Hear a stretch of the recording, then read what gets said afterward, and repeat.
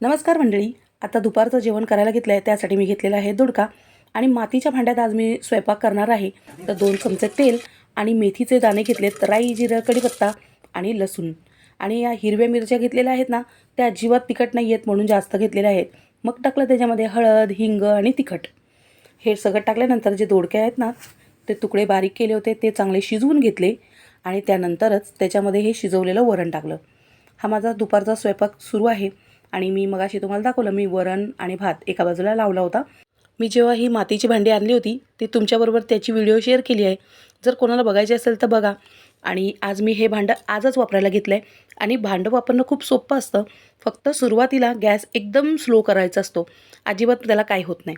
आणि जेव्हा भांडं धुवायचं असतं ना, त्यावेळी मग त्याला ना मीठ आणि व्हिनेगर याचं पाण्यानेच त्याला धुवायला हवं. आता आपण परत एकदा पितळी आणि मातीच्या भांड्यांकडे वळलो आहे. मला तर खूप छान वाटतंय. तुम्हाला कसं वाटतंय?